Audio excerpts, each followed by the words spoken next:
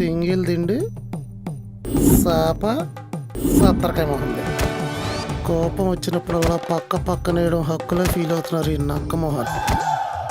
వంగిపోవడానికి లొంగిపోవడానికి నేనేం ఓసన కాదే, ఓసర వెళ్ళి. నువ్వు వెల్లివైతే ఏంటి, వెల్లుల్లివైతే ఏంటి? కంచం దగ్గర కుదరకపోతే మంచం దగ్గర మడతెట్టేయటం మా హక్కు. తుక్కైపోతా. తుక్కు తీసుకెళ్ళి నెత్తి మీద వేసుకో. ఇప్పుడేంటి, నేను మంచం మీద పడుకుంటే నువ్వు నేల మీద పడుకుంటావా? అబ్బా, చాలా ఎక్స్పెక్ట్ చేస్తున్నారు. నేను మంచం మీద పడుకుంటే మీరు నేల మీద పడుకుంటారు. అదేంటి, అలిగినప్పుడు చాప మీద పడుకోవడం ఆడవాళ్ళు ఆచారం కదా. మారాయి అన్ని మారాయి. జారి పడతారని అరటి పండు తొక్కేయటం, జారిపోతారని ఆచారాలు పెడుతూ తొక్కేయటం పోయాయి. ఎక్కడ పోయాయి? అలిగినప్పుడు చాప వైపు పరువు పోయిందని పుట్టింటికి పారిపోయే రోజులు మారాయి. నువ్వు మర్చిపోయి నాతో మాట్లాడేస్తావు. మర్చిపోయా, మాట్లాడేయట్లేదు. నా రూల్స్ నాకున్నాయి. అందరిలో ఉంటే అలా, ఒక్కడవే దొరికితే ఇలా. ఇది కూడా ఒక రూలా? సిగ్గులే.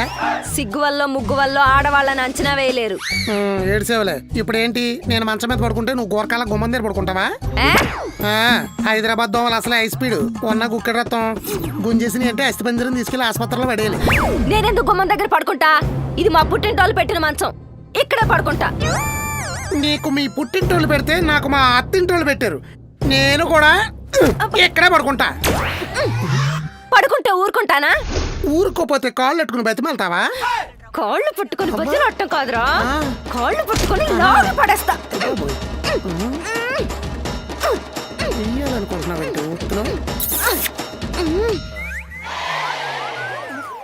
అస్సలు కదలట్లేదేంట్రా?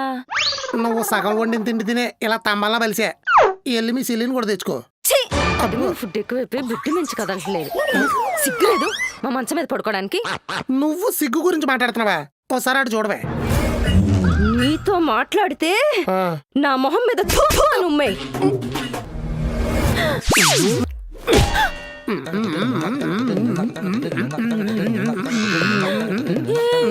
వద్దురా వద్దురా, వద్దు వద్దు వద్దు.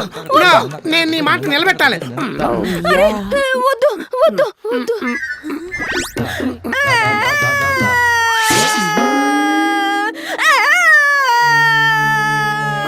ఏమైంది?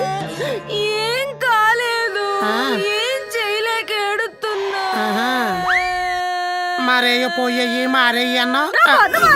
ఎంత బలంగా ఉంటే మారితే ఏం మారు.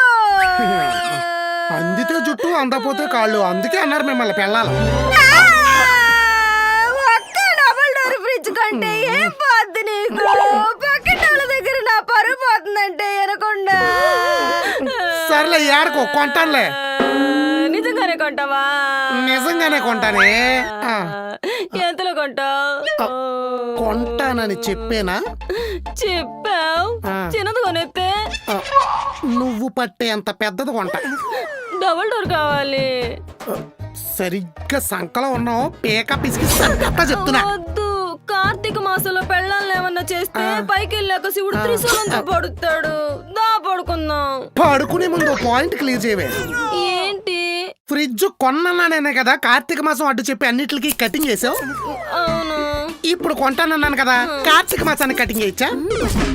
అసలు ఈ భూమి మీద మా కోసం ప్రాణాలు ఇచ్చేవంటే కోళ్ళు, మేకలు, చేపలు, రొయ్యలే. వాటికి పునర్జన్మ ప్రసాదించాలంటే మేము పస్తులు ఉండకూడదు. ఫ్రిడ్జ్ నా కోరిక, పూజ దేవుడి కోరిక. ఒక్కసారి కమిట్ అయితే ఎవరి మాట వల్ల అస్సలు ఉండకూడదు దేవుడి విషయంలో.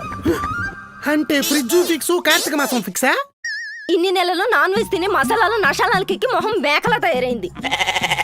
ఈ 1 month అన్న వెజ్ తింటే మళ్ళీ మనిషి మొహం వస్తుంది. దా పడుకుందాం. తనకు నువ్వు అనుకున్నది చేస్తావే.